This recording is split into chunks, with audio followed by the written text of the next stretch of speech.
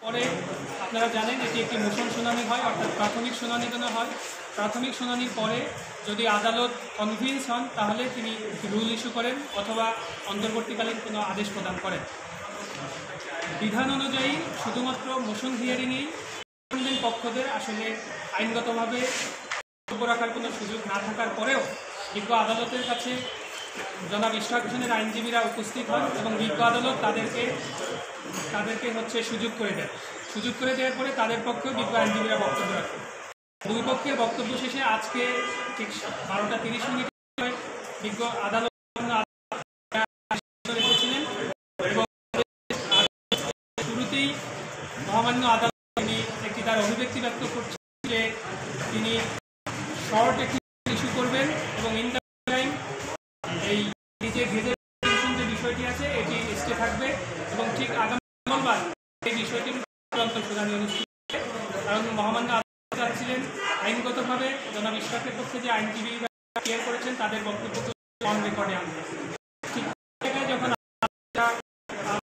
মতামত পরিলক্ষিত হচ্ছিল তখন জনাব ইশরাকের আইনজীবী যারা শুনানি তারা আবার কোর্টকে প্রেস করেছেন এবং তারা তাদের বক্তব্য দিয়েছেন এবং কোর্ট আছে সবকিছু মিলিয়ে কোর্ট আছে আদেশ পাশ করতে কোর্ট সকালে আবার এই মামলা জন্য আমরা দেখেছি এই রিটের যখন বিজ্ঞ সিনিয়র অ্যাডভোকেট জনাব মোহাম্মদ লিকু তিনি শুনানি করছিলেন, তিনি ট্রাইব্যুনাল যে অনিয়মগুলো হয়েছে এবং সেখানে যে নানান ধরনের বেআইনি কার্যকলাপ সংঘটিত হয়েছে সেই বিষয়গুলোর আইনি ব্যাখ্যা তুলে ধরেছেন এবং তিনি জানিয়েছেন তিনি মহামান্য আদালতকে দেখিয়েছেন এই ট্রাইব্যুনাল জনাব ইশরাকের পক্ষে দুইজন ব্যক্তি তারা জনাব ইশরাকের পক্ষে যথাযথ পাওয়ার না নিয়েই তারা এফিডেভিট উৎপন্ন করেছেন, বিধি বহির্ভূতভাবে আইন বহির্ভূতভাবে আর্জি সংশোধন করেছেন। হাইকোর্ট বিভাগের নির্দেশনা অনুযায়ী দায়েরের 30 দিনের মধ্যে অর্থাৎ ইলেকশন হওয়ার 30 দিনের মধ্যেই মামলা দায়ের করতে হয় এবং সেই মামলার 30 দিন পার হয়ে যাওয়ার পরে কোনোভাবেই আর আর্জি সংশোধনের সুযোগ নেই। আপনারা জানেন যে 2020 সালে যে নির্বাচন অনুষ্ঠিত হয়েছিল সেই নির্বাচন একটা প্রহসনের নির্বাচন ছিল। সেখানে জনাব ইশরাক হোসেন একজন প্রার্থী ছিলেন এবং তিনি যথাসময়ে বিজ্ঞ ট্রাইব্যুনালে মামলা দায়ের করেছিলেন, কিন্তু মামলা দায়েরের পরে তার প্রাথমিক প্রার্থনা ছিল যে আদালতের কাছে যে প্রহসনের নির্বাচন হয়েছে সেই নির্বাচনকে বাতিল করে। কিন্তু 5ই আগস্টের গণ অভ্যুত্থানের পরে তিনি বিধি বহির্ভূতভাবে আর্জি সংশোধন করে নিজেকে মেয়র ঘোষণার দাবি এবং আদালত ট্রাইব্যুনাল সেটা অ্যাকসেপ্ট করে নেয়, তাকে কোনো ভেরিফিকেশন ছাড়াই তিনি নিজেই সেখানে উপস্থিত না হই। এছাড়াও ওই মামলার রায়ে আরও অনেক অ্যানোমালিস বিজ্ঞ সিনিয়র আইনজীবী তিনি মহামান্য আদালতে উপস্থাপন করেছেন। তিনি দেখেছেন যে জনাব ইশরাক হোসেন স্বাক্ষর করেছিলেন তার আর্জিতে, সেই স্বাক্ষরের সাথে কমিশনের যে সাক্ষ্য নেওয়া হয়েছে জনাব ইশরাক হোসেনের স্বাক্ষর সেটার সাথে অমিল রয়েছে। এছাড়াও যে প্রথমে যে সাক্ষীদের তালিকা দেওয়া হয়েছিল তারা কেউই সাক্ষী হিসাবে ট্রাইব্যুনালে হাজির হননি।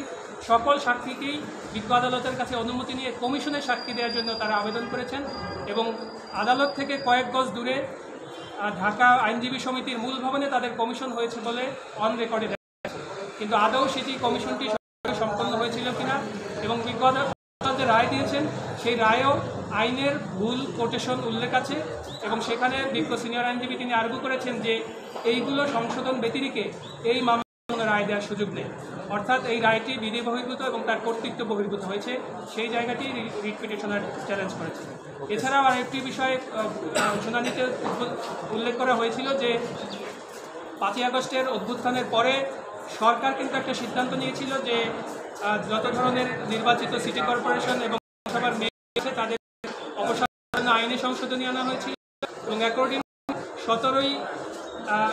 17ই আগস্ট নতুন আইনের সংশোধনী পাশ হয় এবং 19 ঢাকা দক্ষিণ সিটি কর্পোরেশনের মেয়রকে অপসারণ করে সেখানে প্রশাসককে বসানো হয়।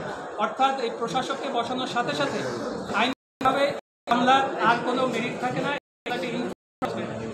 বিজ্ঞ সিনিয়র আইনজীবী বিজ্ঞ মহামান্য আদালতকে বলেছেন যে কোর্ট বিজ্ঞ ট্রাইব্যুনাল আসলে কোনো ফিউটাইল বা অর্ডার পাস পারেন না, কিন্তু এটি অর্ডার। এছাড়াও একটি বিষয় শুনানিতে উল্লেখ করেছে যে নির্বাচন কমিশন এই মামলার একটি পক্ষ নিম্ন আদালতে, কিন্তু তারা উল্লেখমূলকভাবে মামলায়